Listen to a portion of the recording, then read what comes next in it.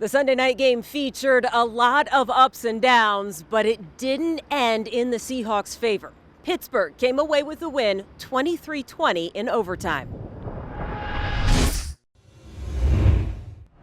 This was a heck of a football game tonight, and the illustration that it shows us that it ain't ever over, and that how you start doesn't tell the story of how you finish. And to see our club to come back like we did in so many aspects of our game and play like that, to give us a chance to get ahead and have a chance to win the football game, man, it was beautiful. It's a beautiful thing, and everybody had to hang to do that. All phases had to do it. It was really impressive, and the hard part is we lose. Despite the early scores, you saw some good things from the defense, being able to bottle up Najee Harris and not let him break free, and not a whole lot of passes completed deep against the Seahawks secondary today. I felt we did a better job in pass coverage. I think they tried DJ a couple times down the middle. I think we were really good in tackling. We got off the field. I think our numbers was like 5 and 14, something like that, on third down, which is huge for us. So, we had some improvements, but, we have to do more. We got to find a way to get the ball, put our offense in better positions. There's a lot of stuff that we can do better, that we can they're easy fixes, and we'll get it done. I think it was better. Like I said, we went to a different front. It was a lot more cleaner for the linebackers and the safeties, and it's still stuff that we got to clean up, obviously. It's a good back that they have, and I think with that front that we have moving forward, we should be great. Pete Carroll said at halftime the Seahawks needed to run the ball and take the pressure off Geno Smith.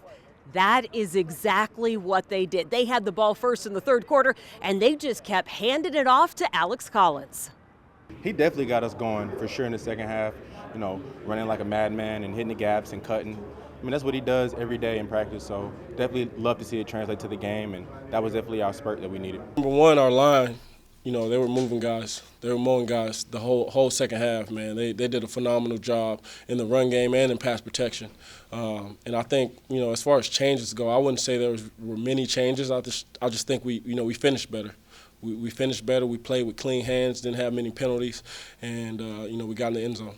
With the ground game going and the offense and defense both a little bit settled, the Seahawks started to close the gap quickly in that third quarter. First, it was the touchdown by Alex Collins, and then it was followed by the tight end drive. A big play from Gerald Everett and a touchdown from Will Dissly.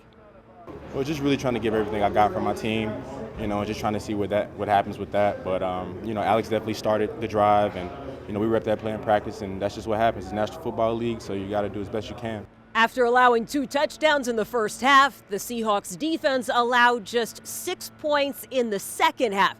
And it came down to a Jason Myers field goal with no time on the clock to send it to overtime.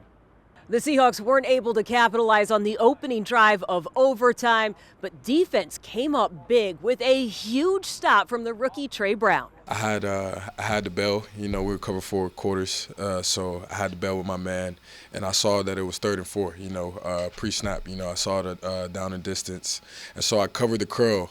And I knew when Ben Roethlisberger started scrambling, he was going to dump it off to that guy. So I didn't think I just had to go, put the pedal to the metal and just run and get a 3rd down stop, because they needed the 1st down more than anything, and they were backed up to their other end zone. And so that's when I went and go trigger and pulled the trigger. You thought maybe that would be enough. The Seahawks could use that to set up the game-winning score, but Geno Smith sees some open space, he runs, and then he can't hang on to the football. Hard-fought game.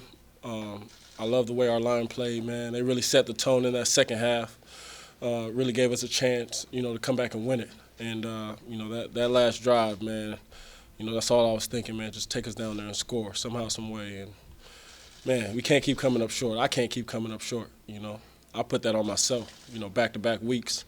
Our defense gives us a chance to go out there and score, give me the ball, and, we don't get it done. And so, that's solely on me, and I vow to be better.